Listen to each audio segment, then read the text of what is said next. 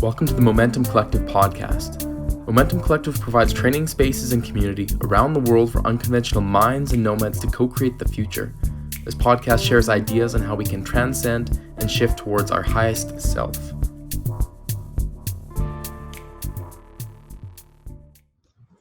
All right. Hey, everyone. John Early here, coming to you live from Nicaragua, and very honored to have Amelia Broughton with us on this call today, an international facilitator, writer, and purveyor of connection. She's been a part of past Momentom residencies facilitating authentic relating, and has also been combining relational leadership with human design. So really excited to drop in with Amelia, coming in from Denver right now. Amelia, what's going on? Hello. What's up, everyone? Great to be here. Thank you so much for having me on the podcast. Yeah. So you've been diving into authentic relating for quite some time now. What kind of called you into, what was your path into deepening the connection between humans?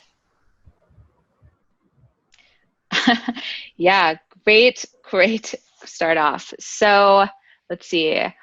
I've always been somebody who's like, why are people the way they are? Just like fascinated. Maybe it's part of my Scorpio side. Like, I don't know what you want to call it, but I just love being curious. And I, in 2012 to 2016, was deeply ingrained in yoga. I was teaching yoga, and one of my teachers had started teaching yoga at this community space in Boulder, actually, that was called the Integral Center. It's no longer existent, but the community is still alive. And there was this 9-month training for relational leadership and authentic relating and circling. If familiar with that practice, it's basically an interpersonal meditation where we're being with one another in the moment, being with our feelings, what's arising within us, and getting curious and connecting around that. That's like a very surface level description of it. But we did this practice called circling with a group of teachers, yoga teachers. And I had this experience where we were getting curious and listening to this person share about the vulnerable interior of her world. And I was holding space and witnessing this unfolding. And in that moment, the ability to be with somebody and discover that we're not that different, and that we have all our pains and our sufferings, and we can heal each other through simply listening and being with what is, versus trying to like fix and advise and coach people through things. That slowness, that practice was really my introduction to seeing the profound healing that can occur when we listen and get curious. And it's not rocket science. Like, being with people and getting curious to people is really not rocket science. And I saw that as a really powerful way of existing in life. And I wanted to know how I could do that. And that I signed up for the 9-month training, and that kind of set me on the rest of my life so far. Yeah. I love it. Well, I'm happy you're on that path, because you're an amazing facilitator, and we've loved having you with our past residencies. So what are some of the main things that you find the key differences between authentic relating, particularly, and with having an open conversation and listening? Like, where's the line? When does it turn into actually like authentic relating? Yeah, great. So, listening and being curious, holding space, I think those are capacities that every single one of us have. The thing that makes it, I would say, authentic relating, it's more structure. There's more distinctions, and authentic relating in itself is a library, if you will, of exercises, structures, contexts that help us have deeper conversation, deeper connection, deeper communication.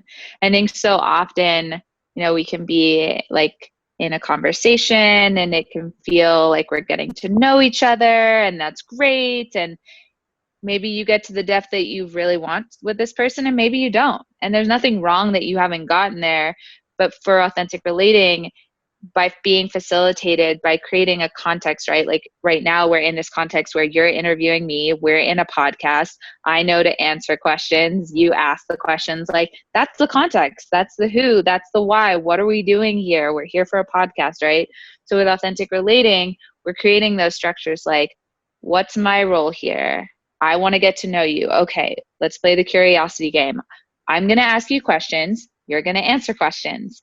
And that's our roles. And we're going to do that for like 3 minutes, and then we'll stop. And then you'll do it and you can ask questions. And so by putting those structures in place, I believe and have seen over and over again that it lends to nuanced layers of the human experience getting to unfold in any given moment. So that would be the distinction for me. Right. So what are some of the exercises that you find are some of the most beneficial ones to dive into? Do you find it's beneficial to have some intentions of like what's our objective here? Is that, like you're saying, this context is me asking you questions? And for authentic relating, how much do you like to play with the switching roles and having different ways to meet objectives? Yeah, I mean, it definitely depends on the application. I think, if the intention is let's get to know each other, we can select an exercise. For instance, the curiosity game was the one I just said. So I think objective is definitely something to notice. And I think there's a way that once you've played enough of the games, you've practiced enough of the exercises, whether you are being facilitated, like you would attend one of my workshops, or you are going off of the games manual and looking at it yourself, right? And bringing these games into your life. When you can start to practice these things, I believe that they start to become more ingrained in our being, right? Just like with meditation, sometimes you might need a teacher to like help you through your meditation practice. And then finally you're like, I can meditate and do this thing by myself. Or maybe a coach for fitness, right? I think we can all have these ways that the more that we practice these capacities, so the capacity for curiosity, the capacity for presence, the capacity to listen and be curious, all of these ways of being are inherently the essence of authentic relating. So it's really facilitating towards an essence that, I mean, I don't feel like there's a switch where I'm like, I'm authentic relating now. Like I just be the essence of what is authentic relating at this point because I've practiced it so many times, right? Does it bridge into certain types of conversation, like nonviolent communication? Do you find that there's quite often a bridge there? Where do you find that? Absolutely. Yeah. So nonviolent communication actually has it's a huge influence in the authentic relating world. So if you do have a background of nonviolent communication, you'll likely see a lot of things mimicked into authentic relating. And authentic relating essentially is kind of a compilement of many different modalities that Gestalt theory, nonviolent communication, many different modalities that been woven into the makeup of authentic relating. So yeah, it's all there, and it just depends how you find it, for sure. Mm-hmm. Yeah, I feel like we're needing to integrate more of this into our regular life more than ever, with being in more confined spaces with people, being in longer periods of time with people. Like, I've been with the same person for weeks on, if not months on end. How can I deepen this relationship, or how can I make sure I'm not speaking in a way that's as an aggressor? So I guess speaking to nonviolent communication, are you able to give us a quick, for those that aren't as familiar with it, some of the basics of nonviolent communication? Yeah, I mean, how I would understand it is, or like speak to it, is nonviolent communication for me, it's a way of speaking and listening that's not here to like provoke and continue whatever the conflict is, but really mitigate and create ease and space around the conversation. So if you and I, for instance, are in some type of conflict, like I could speak, like I'd be like, hey, I have a conversation that I'd like to have with you. Can we be here for 10 minutes? So this is me creating the context, right?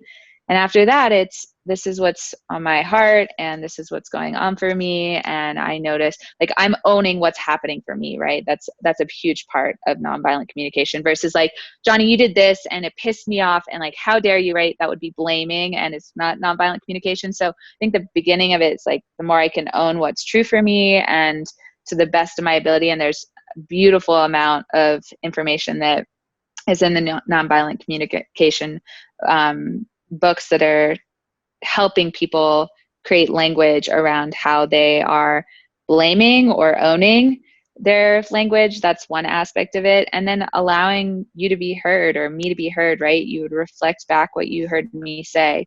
So I think the like layers of it are it can be very slow. It can feel redundant.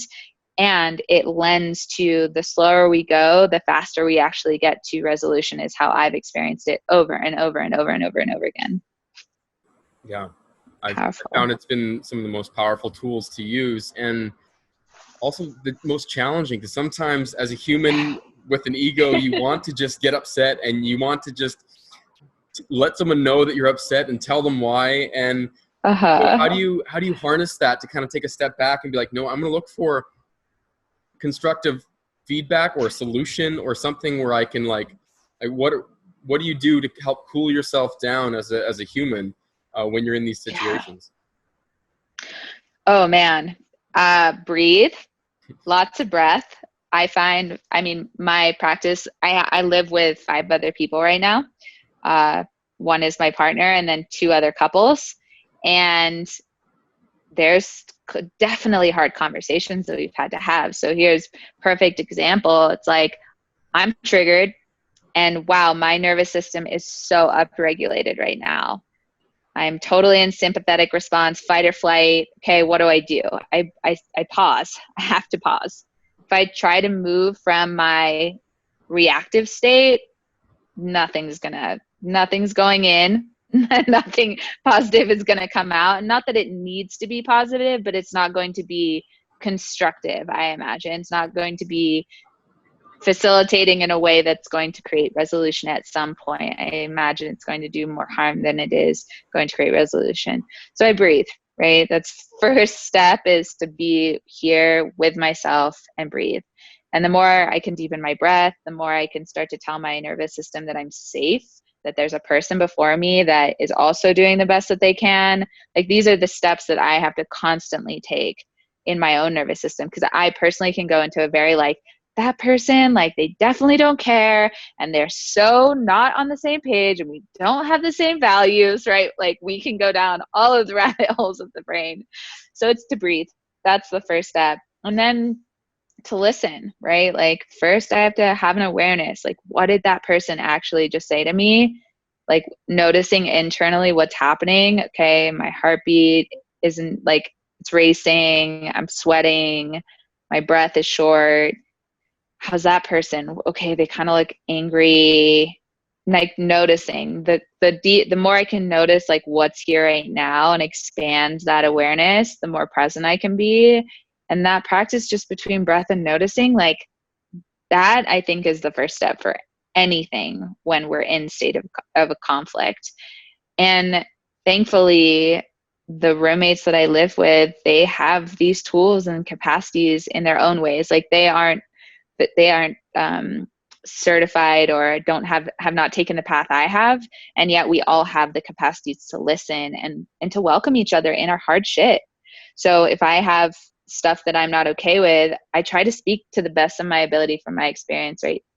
And so yesterday, I told one of my roommates, like, we all agree a broken agreement happened, and I was like, this broken agreement happened. I notice I don't trust you right now, and that's really painful because I want to trust you and I love you, and like I feel that what happened is not okay with me, and I don't really know how to navigate this right now. It takes willing to reveal, and sometimes vulnerably, what's happening in my world, and then trusting that that person, if they get triggered, knows how to regulate their nervous system too. So regulating the nervous system, like the breath and the body intelligence and the awareness, like, I mean, I come back to that over and over and over and over and over again. And it seems so simple and it's so powerful, so powerful. Yeah, being calm when you're triggered and trying to listen can be a very challenging thing. So when is it important to take a break and be like, I'm triggered right now, I need to not talk to you? And when to be like, no, this is fresh right now and this is the time to deal with it? Like, when I guess that's the challenge, is knowing when to take such the challenge. Yeah. You know, it's definitely, I would say it's different for every person. From like, I think it takes knowing yourself. If you're someone that, if you get in such a state of trigger, that actually the best thing that you could do is go be by yourself and regulate your nervous system alone, that's what you need to do. If you're somebody who wants to be with the information as it's fresh in your brain and you think that's going to be the most benevolent, like generous thing for the conversation and the dialogue, breathe, be with your stuff, and then be like, okay, I'm triggered right now and I still want to be in connection with you. Can we work through this while I'm in my trigger, right? It's another layer of revealing what's true for you in this moment. Again, it takes vulnerability. Like, what I'm saying, most of what I'm saying is not necessarily like, it's not always easy, you know? Like, even I have those moments where I'm like, I don't want to have another hard conversation. Can we just not have another hard conversation? I really don't want to feel this. And thankfully, right, like, I have seen over and over again in this crazy time of quarantine, big emotions come up. We get them out on the table. Like, okay, this is what you're feeling. This is what you're feeling. This is what you're feeling. We get it out. And then within like half an hour to like 20 minutes, we're all laughing and joyful again, because we have that space to feel our feelings and then move and transmute and transform into the new moment. But again, like, it takes knowing, what does your nervous system need? How do you react? How do you respond? If you know that you're going to say really, really sharp, mean things in a state of trigger, maybe take a moment to pause and imagine, is that actually going to facilitate a conversation into resolution or not, right? So that's some things that I've been working with. Yeah, always and forever. Well, that's always the thing, is being able to release something. You normally do have to go a lot deeper into it, acknowledge it, dig it up. It can be uncomfortable, but then once you do that, the roots are kind of bare, and then you can kind of really release it and let it come out. So honoring that time and knowing when to do that deep work, and then the release and coming back to the laughter and the fun stuff, I think is really important, rather than just kind of always navigating around it, and those thorns and those weeds are still kind of there. You've never really dug them out, and I think that's important. The connection that I always see between authentic relating and nonviolent communication, it's a lot of I language. Like, yes, I'm feeling this and coming. Why is that important? Why is that important?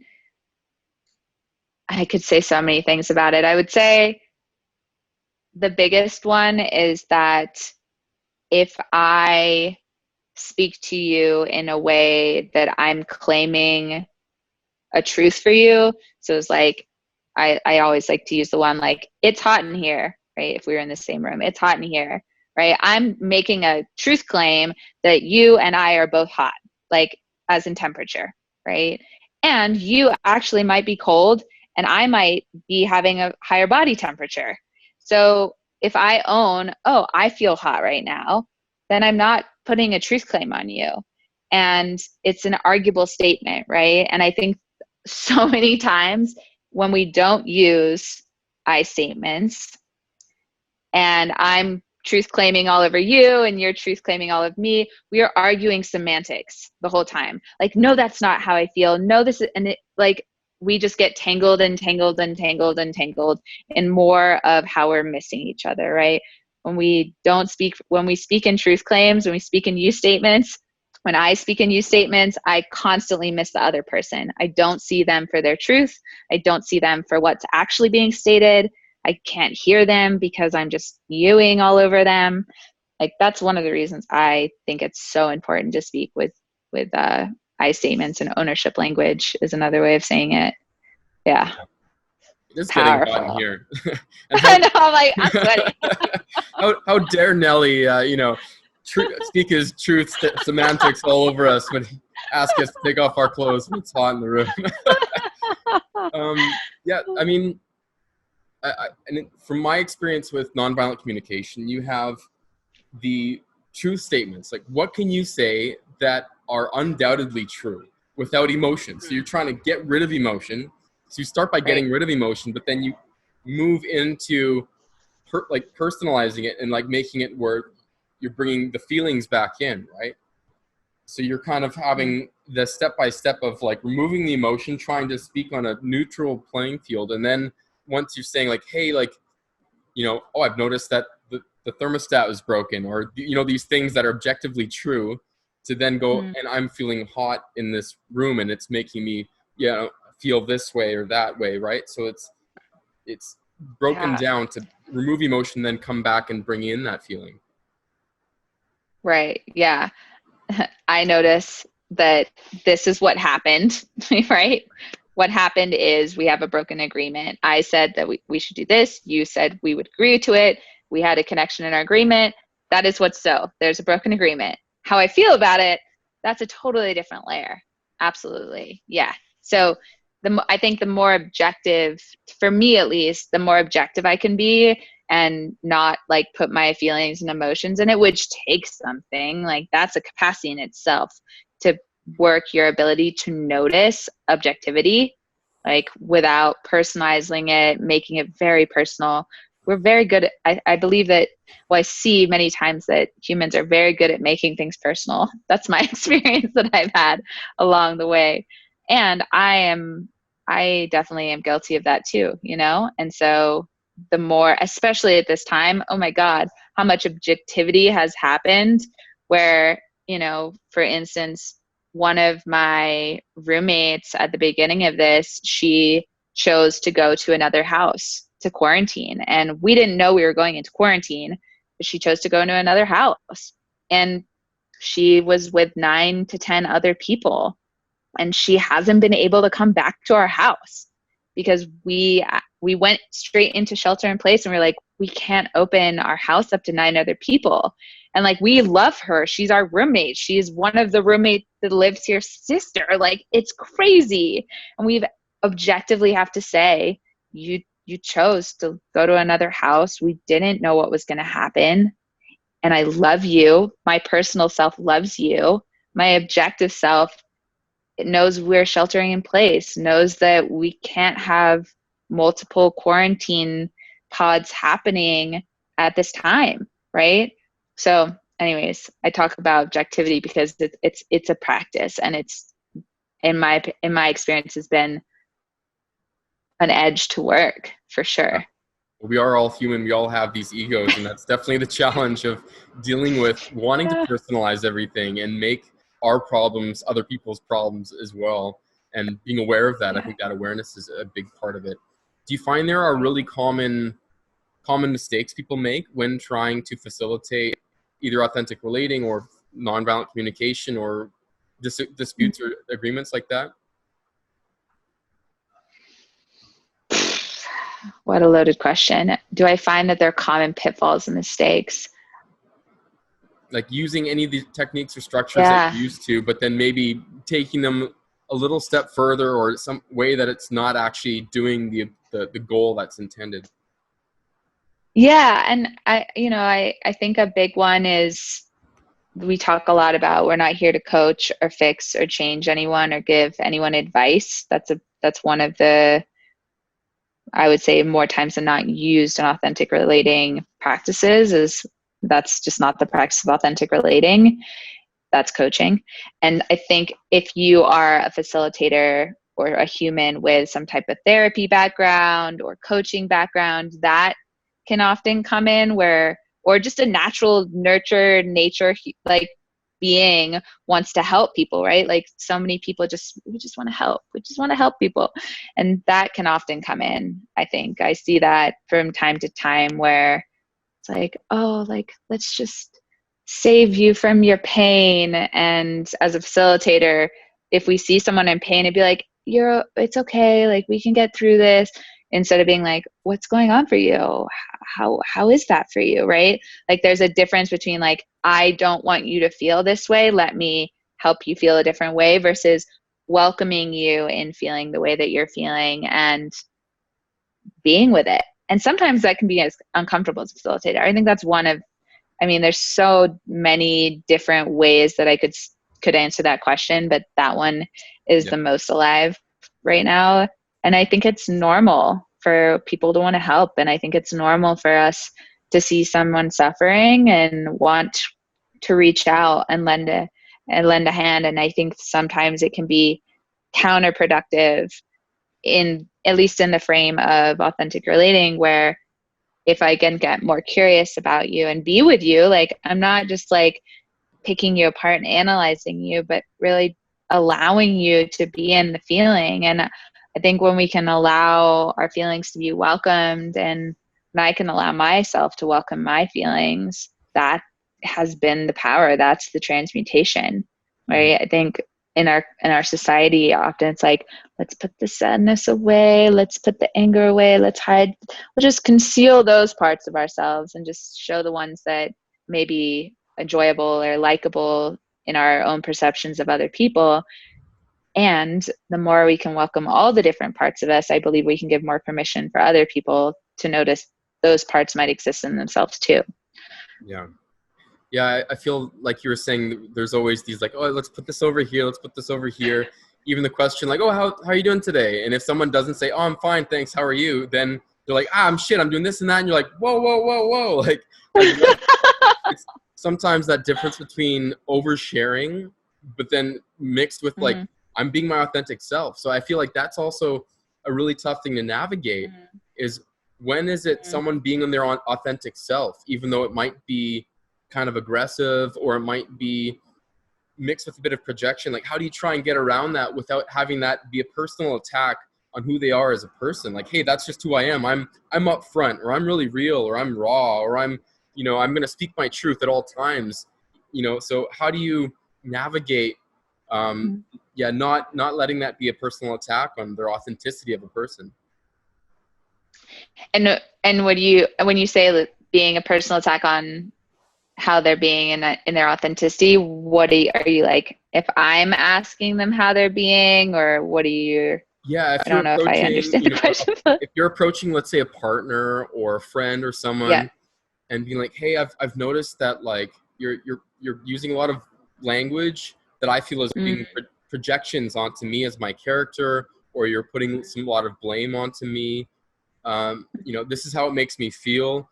And if they respond with like, hey, that's who I am. Like,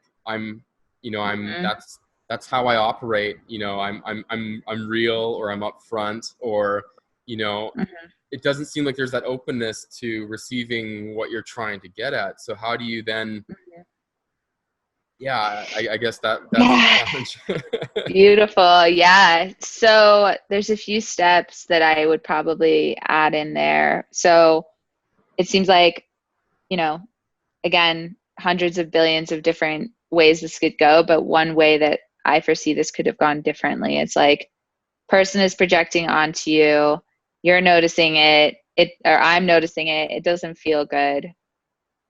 And I say, hey, I think that what you're saying is like blaming me, and it doesn't really feel good, and maybe we could do this differently, right? Before I would even do that, I'd be like, hey, I'm noticing I'm having an experience in our dynamic right now. Are you open to hearing about it?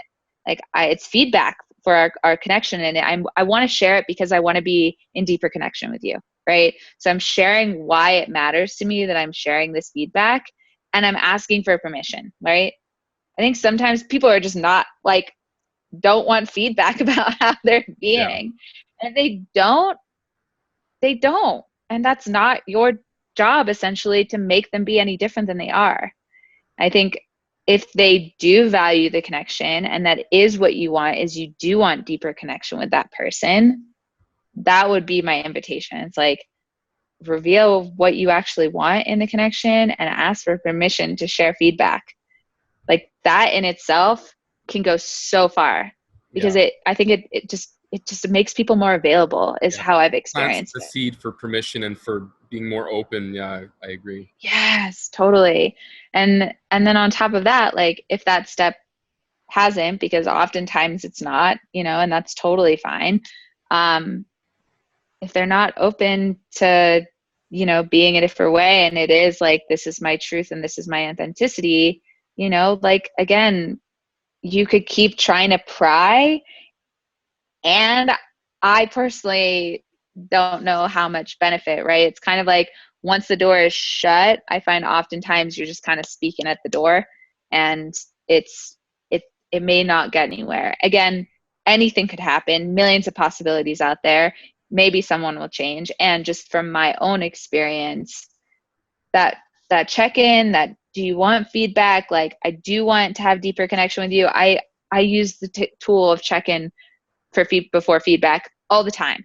Like, being with my roommates as much as I've been with them, I would say we have a culture of feedback for sure. And anytime I'm noticing something, say, hey, I'm noticing something that I think that might be really beneficial, and I'm wondering if you're open. And they might say, can you give me a headline? I'm like, yeah, it has to do with your integrity around timeliness. And then they say, okay, I'm available, or no, I'm not available right now. Right? Like, just that check-in in itself, that half step before just like dumping your perspective or your noticing onto that person, so good. It goes so far for me. That's really, really valuable. That's really landing for me. And I appreciate that. And there's such a maturity about it when you're both open and understanding and being like, okay, cool. You've got some things on the go. You're not open to some feedback that might trigger certain elements right now. I trust that. Let's come back to that later, and kind of honoring where we are in that process.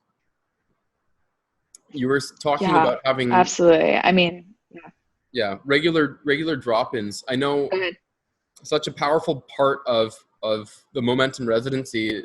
One of the most powerful things that we do is just have a weekly Monday community circle. Everyone comes together. Various exercises, but you've helped lead a few of them in Guatemala for us a couple of years ago, and just that regular thing. So do you incorporate regular drop-ins on this level, whether they're fun or whether they're just like for like real feedback with your roommates or when you're living in community? Yes, absolutely. I'd say pretty much anyone close to me that I have calls with, that I'm a friend with, especially during this time of quarantining where we are having a lot of Zoom calls, I always do a check-in. That's like number one step to any type of engagement. It's like, how are you doing right now? Like, what's really alive for you? And then we can talk about business or connection or whatever is next, right? And then with my house, I would say, I mean, we've had over 40 consecutive dinners together throughout this time, which is wild. That's like sit down dinners, cook dinners together. It's been amazing. It's been truly transformative. And we check in all the time together. And I think the biggest one that we've actually realized recently is in the ones that we know we have differences on, like the check-ins that are about what protocols we're doing and how we're navigating our social distancing and blah, blah, blah, all of that. We've had a few conversations that have been very charged and very trigger content dense conversations. And I think all of us have realized in the last like 48 hours that we've kind of been like, we'll have a check-in, and we have check-ins, but we haven't really structured them in a way that's created success for ourselves. Like every single week, no matter what, non-negotiable, we're checking in. That hasn't been a thing. And now we're getting to the point where like, okay, we notice that we're getting a little lax, and okay, whoa, we all got caught in that. Okay, let's come back. Let's have it on the calendar, like, and so we're iterating every single time. We get to have more information, more feedback, and then we do a check-in. So yes, in my partnership, check-ins all the time, like every day. How are you doing? What's life for you? Especially when we wake up and like if I've woken up on the wrong side of the bed or he has, and I'm like a little sharp around the edges, or he's a little closed off and more wants to be with himself, we share that. It's like, hey, I woke up on the wrong side of the bed. I'm a little sharper today. I'm easily irritable. Has nothing to do with you. That's where I'm at today. So much more space, much not making, did I do something wrong? Like, am I okay? Is he mad at me? Like, none of that happens because we know where each other's at. So check-ins are powerful. Yes. All about them. Being open and honest right from the beginning is such a powerful communication in any relationship. It goes so far. It just takes so much guessing out. Yeah. So on that level, for authentic relating, what is a question you love to ask someone to really get to know them? Do you have a couple of your top favorite questions? Yeah. I mean, if you really knew me, what would you know? Or if I really knew you, what would I know? That one is one of my favorites. Sentence stems in general. So giving the beginning of the sentence open-ended for someone to fill in the rest. That's a version of it. If you really knew me, what would you know? If you really knew me, you would know that I love watering plants, and I have a weird relationship with my plants right now that one needs watering like every 3 days, and it's kind of my barometer that like if I'm not really taking care of myself, my plant's not being taken care of either. Like we have this really weird dynamic. Anyway, that's an example. I feel like I know you so well now, Amelia. Oh man, and your plants. Our weird love affair. That's a really good one, and you can create up any. I mean, the most left field one that I will never forget that came up in one of my workshops. I opened it up for anyone to create one, and someone said, if I was to be eaten by cannibals, this is how I'd like to be prepared. Yeah, that was really one for the wow. I mean, the answers that people had, it was everything from like on saltine crackers to like barbecued, deep fried, eaten slowly. Like it was really intense, but hilarious. Baby. All of us are crying laughing. Squirt some lime on me. Right. Yeah. So gnarly. But it's just, I mean, you can really come up and be as creative as possible is really what I'm saying with that. So sentence stems are amazing. If you really knew me, what would you know? And then follow your desire with curiosity. That is like the bigger one. And that takes expanding. Like, what do you really want to know? Like, what do you really want to know about the person in front of you, right? Do you really want to know what they do for work? Do you really want to know like what they had for breakfast? Do you really want to know how they're doing? Ask what you really want to know is basically what I'm saying. Yeah, there's so much beating around the bush with conversation, and it's so interesting of, how, especially the first thing is like, oh, what do you do? Like, that's how it defines you as your little work or one of these things. Do you have any other pet peeve questions that are common questions that you're just like kind of irks you a little bit when someone asks you that? I don't know if any irk me at this point. Like, I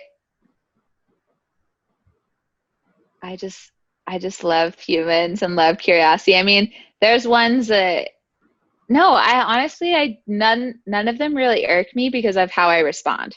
Right.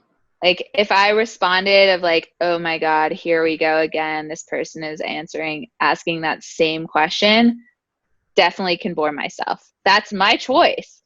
If you ask me the same question that I always get asked, which is like, what do you do for a living? Like, sure, that's a very common one.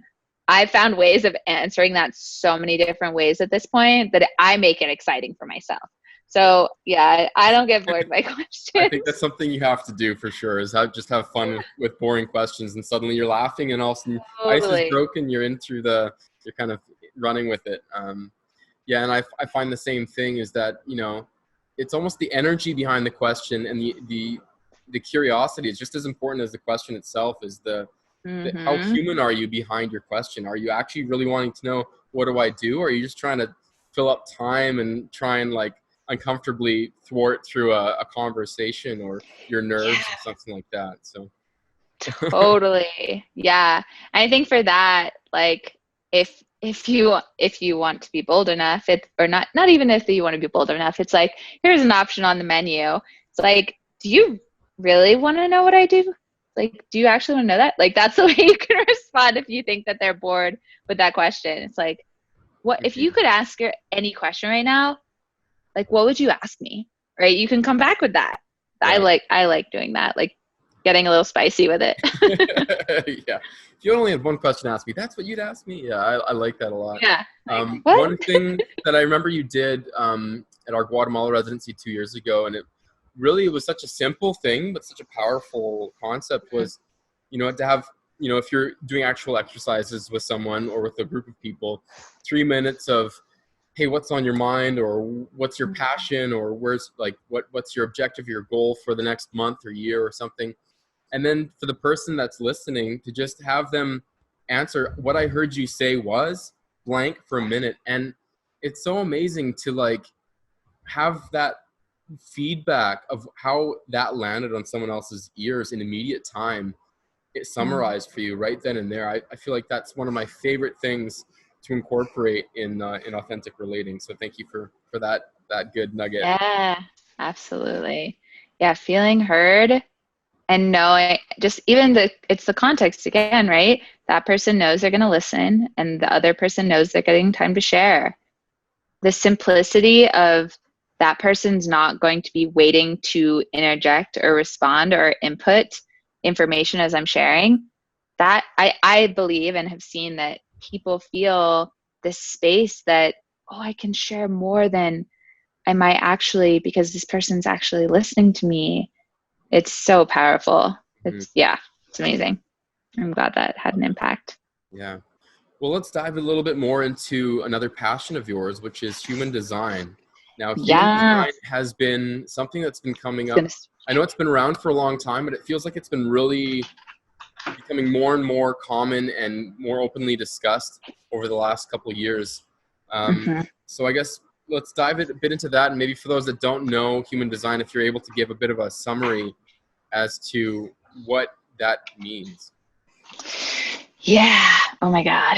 So as much as I'm passionate about all the things that we've just talked about, this is my other deep, deep passion.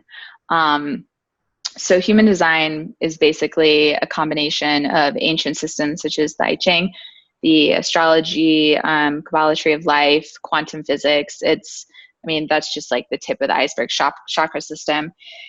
It's very, very dynamic and complex, but at its essence, it gives you a blueprint for that you were born with, and the blueprint is your unique design, your unique purpose, your body's intelligence, your soul's intelligence that came here on earth to do something, to give something, to work something out in this world, whether it's karmas, challenges, struggles, liberations, freedoms, whatever it is, your purpose, right? And so with human design, when you see your chart and you get your chart translated or read to you, or you go down the rabbit holes that I myself have gone down many times, you get to see that there's a unique being behind all of the conditioning and society's beliefs of how you should be, that actually there's a way that if you can be more in touch with yourself and more in awareness of who you are and what you came to be, we can start to decondition essentially that all the stuff that we were told by our parents, by our friends, by society, right? Like you got to do and you got to get out there and you got to be successful. You got to work really hard, like whatever the stories you have picked up along your human life trajectory, if you will. So human design gives you that blueprint to start to see who you really are, what your superpowers are, what your gifts are, what your struggles are, what your life's trajectory, all of it is encapsulated in this blueprint. It's so profound to me. Yeah, I could talk about it for days. I love how excited you are about this. This is great. Yeah. So what I find really interesting is that it's very complex, but yet it's based off of something as simple as your birth date and where you were born. Mm-hmm. So how can this and time and the time? So how how can you get so much information about someone, and why does it matter where you were born and the time you were born? Beautiful question. I'm going to try to answer this as best I can without being too complicated. Okay.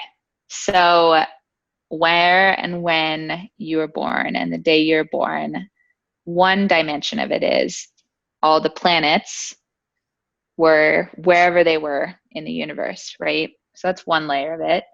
And they have various energy, if you will. We're all made of energy. If you're under the belief that we're all made of energy, which I'm going to say that we are.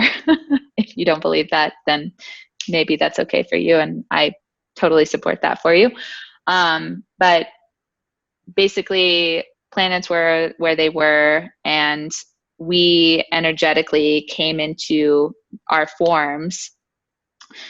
Oh God, this is interesting to explain out loud. I'm like, okay, so energy, form, time, birth date, boom, you are in matter, right? And so human design, it takes one time period, which is 88 days before you were born in vitro, where you started to become a piece of matter, and then on the day of your birth. And those two dates, essentially, and they're all generated by the one that you have, which is your birth date, time, and place. Hopefully, you know your time. That one's really helpful. That is what makes you your unique blueprint. I ask questions if that didn't make sense, but there's a lot of like science and energy and molecular energetics that goes into it. It's more science based than it is woo-woo, I would say. Like the people that are like, oh, astrology, whatever, like it has more to it than just the stars aligned in its way. It's really fascinating. Well, that's what I find interesting is like, would I really be a totally different person if I was born an hour earlier or later? Like, are those little differences make a big impact? I mean, yes and no. Yes, absolutely make a difference depending on how deeply advanced you get into the system. And like for me, if I was born in the morning, my chart would be completely different, like in a very big way. Like the type of human design that I am, there's 5 different types. One of them's essentially a subtype of the 4 main categories, is 1% of the population. It's called a reflector, for those of you that do know human design. And so if I was born in the morning, I would be a different type. And so for me, it's like night and day if I didn't know my birth time, right? So I think that yes, it does have an impact for sure. It just depends on how big of an impact, I would say. Right. So instead of the 12 different kind of star signs and whatever, you've got the four types. I mean, star sign is included. I mean, the astrology is included into it. Yeah. Okay. Can you give a quick rundown of the four types? Yeah, I'll give you a rundown of the 5 types because I think they're all important. It's based on what body of like school, a train of thought you go with, whether it's 4 types or 5 types. So main ones, the biggest ones are generators and manifest generators. The manifest generators is the subtype essentially, and they make up over 70% of the population is some type of generator. They are the creators. They are the ones that have created this, like, we got to do and we got to go and we're creating things in the world. They're the builders. They are the alchemists, if you will. Their superpowers is to generate with the vitality that they have. That's like synopsis there. And we have our manifestors, which are around 9% of the population. If I love the metaphor, they were like the pharaohs back in the day of the ancient Egyptians. They were the pharaohs. They were the very powerful. They're extremely powerful. Manifestors are. And they can manifest things quite quickly, and they have a lot of impact. And sometimes that impact is very provocative and confronting for people that feel like, whoa, this person has a powerful aura, if you will, whether you're conscious of it or not. Then we have our projectors that are roughly 20% of the population, and they're the ones that, if the people in your life that you just see you so deeply, you can like see into your soul, those are your projectors. Projectors, to me, I have a strong affinity for projectors because I see that they are living in a world where they're told that they need to do, and make things happen and create. And really, they're the orchestrators of energy. They can see how all the pieces can play together. They are the ones that are great. I mean, not that every job in the real world has a better type or a worse type, but they're the ones that can like produce things and like structure things really beautifully. And like, no, our smoke alarm was going off earlier. I was like, no. That's the type. And then we have the reflectors, which are they're me. They're the canary in the coal mines. They are the sensors of the community health of their environments, of people. They're straight mirrors for people. Like, if you don't like me, there's probably something that you're seeing in me that you don't like about yourself. If you really like me, you probably really like something in yourself. Is kind of the experience I've had in my life. And yeah, we are completely, I mean, this is getting a little bit into more of the centers, which is another layer of human design, but we're completely open to our environments. So we feel and see and kind of sense. I would say I attribute my like premonition side of myself, kind of like sensing things before they've even happened, to being very open to my environment. So that's a basic rundown, a little bit of each one. They're all so cool. Yeah, definitely. And I feel like we need a whole separate podcast and call Totally. to dive into this. But you've been working with connecting human design with authentic relating. And so where do you find those correlations, and how do they mesh?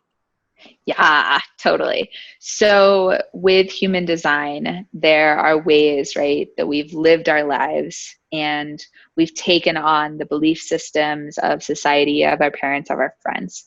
Like, oh, I need to be a doctor because my mom and dad were a doctor, or I need to work really, really hard in my life, when I'm actually not designed to work really hard in my life, right? Like, there's ways that we've gotten conflicting evidence of what it means to live a human life. So through the combination of authentic relating and human design, I get to see your chart. I get to know where you may be more susceptible to the conditioning of the belief systems. And then with my authentic relating relational leadership background, I get to be curious about it, and I get to ask questions and listen and share back, like you said with that exercise, like what I heard you say, like, wow, it sounded like your childhood was really hard because your mom and dad were constantly breathing down your neck. Like, what was that like for you? Right? So my capacities that I've cultivated as a facilitator are now getting to be incorporated with human design and helping people unearth those stories, those beliefs, those like ways of being that they thought were what needed to be, and in truth abandoning their deeper essence and not giving themselves permission to live their fullest expression because they think it's not okay, or they think that they not need to constantly be proving themselves. Or I mean, I could give you hundreds of examples, but that's the intersect that I found with the two, and how, oh my God, it's just like so powerful to see people share their hearts and then be with them, and then something else that gets to be possible. They're like, oh my God, you mean there's nothing wrong with me? Like, the fact that like I start things, but I don't end them all the time. Or I'm like, that's one example of all the minnows. Like, I'm a starter, but I always have such a hard time like completing things. You're telling me that that is part of my chart and there's really nothing wrong with me, and that I need other people to support me in creating closure or like completing things. Oh my God, I've made myself wrong my entire life for that. Right? Like, it's so profound. Yeah. Like, permission to be ourselves. There's nothing wrong with us. Right. Whoa, crazy. Crazy. I love it. The thing that I find interesting, I don't know too much about astrology or human design, to be honest, but yeah, like you're saying, you know, we often do have these kind of stereotypes or these things, that labels that we get put onto when we grow up, and these types of things. Is this just putting a different label on it? Like, you're a Gemini, or you're a generator, or like, are you just replacing one label with another label? Nice. I love that question. Yeah, it can be a slippery slope. My personal intention is not to like excuse things, but really contribute to the permission of uniqueness and essence and truth and beauty and excellence, if you will.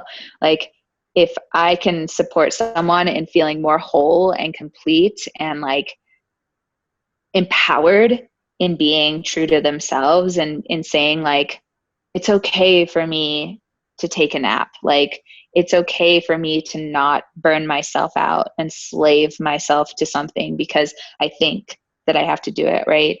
In human design, we talk about so much the body's intelligence and its wisdom versus our minds. And our minds are brilliant, brilliant things that we have to like make sense of the world. And oftentimes they're the things that get in our way from actually listening to the wisdom of our bodies, which our bodies know, right? We all have different strategies of how to be in the world based on your type, based on a lot of different things in your chart as well. And the more we can listen to our body's intelligence versus our mind, like it's just so powerful. But yes, again, labels, if you want to call it a label, that can be one way of looking at it. And personally, how I hold it is it's something to give permission to wholeness versus like labeling and boxing and excusing behavior. Yeah. More so like expanding into the goodness or the certain aspects of you rather than limiting yourself from it. Yes. It's an important distinction. Absolutely. And it's a valuable one, right? Like, I think even myself at times, I'm like, I can get in the trap where I'm like, I'm 1% of the population. Like, nobody gets me. I'm my own little person, right? Like, when I swing that side of the pendulum, that's not helping me at all. And then I can swing the other side of the pendulum. It's like, I'm 1% of the population. I have wisdom here. I'm different. Okay, cool. There's nothing wrong with me, right? Like and I get to swing between two. So yes, both can coexist, and it's a choice. It's a discernment. Well, I have had a few charts read, and it's been very interesting in how accurate it can be, especially with the interdynamics of either personal relationships or business relationships, and you start looking at what's missing, the missing links between certain things, and the reason where things will work well and where things might kind of have an issue. And I find that really, really fascinating. So I think in our talk here, we'll have to have a link to where people can get their charts for free. Talking about that though, how important is it to know, like, have someone that actually really knows how to read your chart? I mean, you can find tons of information on how to start reading your chart online. And, there's tons of different people. And I've gone through this whole thing where it's like, am I qualified enough to be doing this? Like, there's so much to human design, right? Like, I've had that experience before where I'm like, who am I to do this thing? The imposter syndrome. And everyone has a different lens, right? Like, I'm a reflector. I have my own relational leadership background, my own intuitive background. I bring my gifts when I give you a session. And someone else that gives you a session is going to bring their gifts, right? And yes, like, you can also do your reading and discover what you can for yourself in that too. So this may not be the popular vote always. Sometimes it would be for people, but I think that one of somebody I follow in the human design world, Samantha, can't remember her whole tagline right now, but she spoke some wise words about how often like certification and like knowing enough and like having the right person can really inhibit wisdom and understanding and discovery and leaning into learning at many times is how I perceived it and took what I took away from it. And I think that's a powerful thing to like look at, how often do we outsource the wisdom that we can also learn or we also know, right? So there's a lot of different answers I can give to that. And I think that everyone that is of human design certification, like, and like depth and wisdom and knowledge. Like we all have our flavors and our own spins on it, right? I think one of the biggest things that I've seen the benefit of human design is if I'm, for instance, a generator that's very like oriented to having a lot of energy for things, and I'm speaking to a projector who just is a very different type, and I'm telling them that this is what you should do for the coaching example, right? Telling them you should do this, and this is a good idea, and this is the next step for your coaching practice. I'm literally missing them completely. I'm not meeting them where they're at. I'm probably not giving them information that's going to benefit them. And so for me as a reflector, I try to meet you in who you are right now in this moment, not needing you to be a certain way, which also is the intersect, I think, with relational leadership. I'm not trying to fix your coaching. I'm just trying to be with you. So, yeah. Well, we really appreciate your lens and your flavor and your curiosity for human connection. Where can people find some more information about Amelia? Yeah, so my website, ameliabroughton.com. My website, you find all kinds of information about my authentic connection, relational leadership workshops, and then reach out to me, message me. Right now, I don't have anything up about human design.